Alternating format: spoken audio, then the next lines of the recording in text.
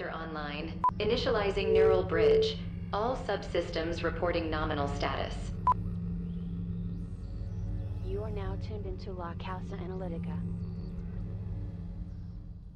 They built a fortress of numbers and called it progress. I slipped through the cracks, camera on, ears open, collecting what they never meant to leave behind. Every transfer, every hidden meeting, every lie dressed as strategy. Tonight the mask comes off. The feed is live.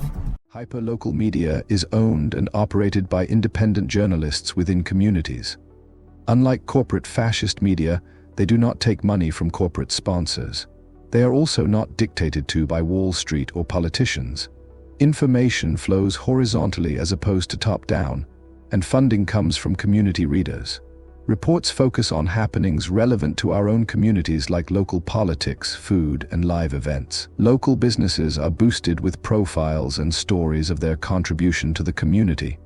Stories featuring everyday people in the community bring a better understanding of society to the population. Articles also focus on culture, art, and community defense. There is typically no global or national news unless it is directly tied to the community. One of the core reporting focuses for hyperlocals are weekly reporting on town or city council meetings. These reports highlight critical issues like expenditures, budgets, and business dealings. With the unrestrained movement of global capital across nations, states, and counties, there is an immediate need to follow the money in order to protect local communities. When so-called private capital can wrap itself in an LLC, buy out a local grocery chain, lay off hundreds, and close the pharmacies, one has to wonder if the neighborhood was better off before the chain arrived. Now, thousands are struggling to get their medicine, prices are climbing, and our neighbors are left facing the pain of displacement and a loss of basic security. So this is the type of activity that must be reported on because it affects the people locally. Legacy media do stunts like using professional wrestlers to talk about important laws, or recruit comedians to talk about public education funding cuts, downplaying the effects, or buying out rappers with crypto coins to promote a candidate. Hyperlocals get as close to the source as possible. This means making contacts in public and private departments, monitoring press releases, developing tip lines and form submissions. Small verified tips here and there add supplements to the main stories. Some local governments are beginning to allow access to certain data, like law enforcement data, public servant salary, contract information, and so on. And it is up to locals to create their own custom metrics and key performance indicators to monitor government operation. Demographic, regional, and economic differences make it tricky to compare city versus city, but some cities and towns might be used as a benchmark towards continuous improvement, not just for the rich, but for marginalized communities too. Hyperlocal is not clickbait, exaggerated, or sensational. It does not use charged terminology. There is no crime reporting section, and that's because all corporate media outlets like Hearst Media dedicate whole sections and front page areas to 24/7 crime reporting. This is due in part to strong relationships between dominant media, law enforcement unions, and global capital real estate groups. Crime, weather, and sports make up the bulk of their content. Hyperlocals examine issues with a sociological lens. They track metrics, they report, and reach out to experts for insight on important issues.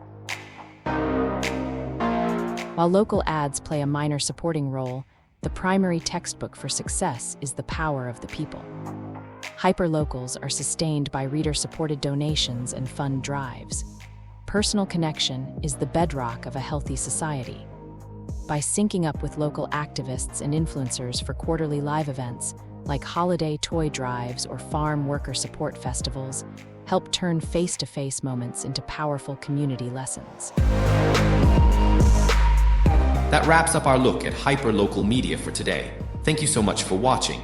If you're looking to dive deeper, be sure to tune in to our upcoming videos where we'll explore even more.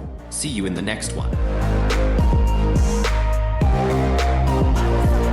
That reach global audiences.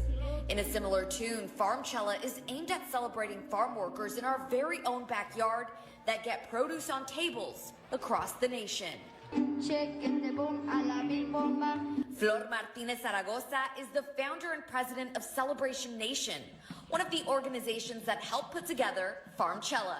This definitely has brought attention to the farm worker community, and that honestly was the goal in the beginning, because we noticed they were always overlooked. According to reports from the Recording Academy, Coachella Valley Music and Arts Festival generated more than $160 million during their highest grossing year back in 2016.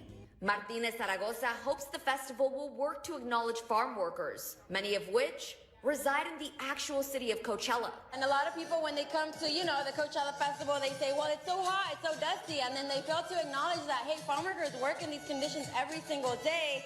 And yet, what are we doing for them when they're feeding all of us? The second annual Farmcella featured a variety of community resources, including a health clinic staffed by local physicians, like Maria Cepeda, who was born in Indio and worked on the fields herself. It feels nice because I could relate with the people that don't speak English, and you could see in their eyes that they just light up when you're talking to them. It's a blessing for this valley because we need that. UCLA medical students and daughters of immigrant farm workers Erica Escalera and Denise Jimenez were also at Farmcella offering resources on behalf of their organization La Cosecha. We're teaching all of our participants how to identify the symptoms related to heat illness, the spectrum itself, going from rashes all the way to stroke symptoms. There's so many of our farm workers who are dying to put food on their table, and they're putting food on our table. Truly some incredible resources that were offered today in Farmcella.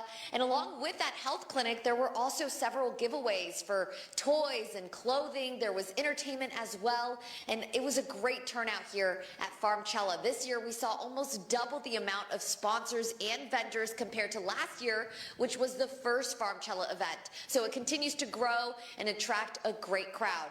I'm live here in Coachella. Bianca Ventura, back to you.